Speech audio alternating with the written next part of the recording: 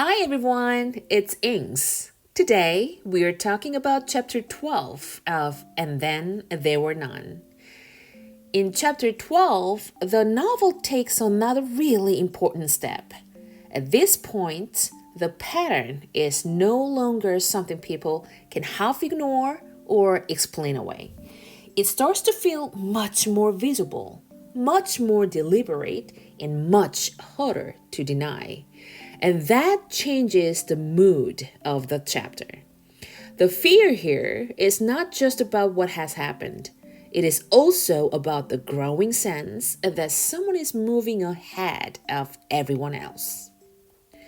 One thing that really stands out in this chapter is the gap between what people think they understand and how little control they actually have.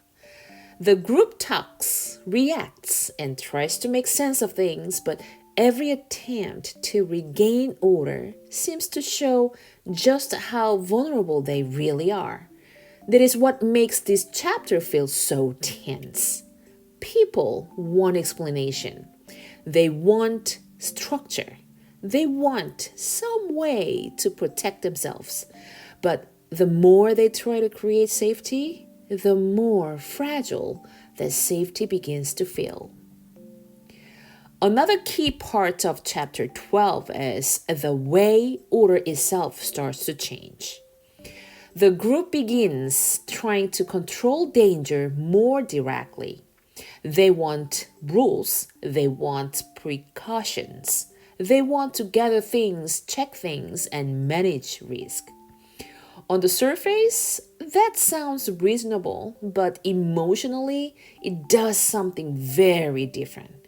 It shows how far trust has collapsed. At this point, order is no longer comforting. It feels defensive, desperate, and built on the fact that nobody truly feels safe. Today's book mission.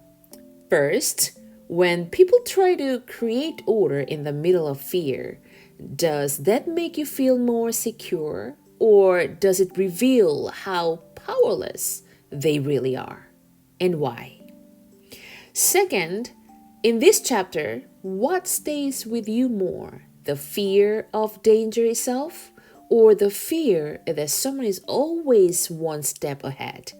Explain your thinking. Enjoy chapter 12, and I'll see you guys in the next video.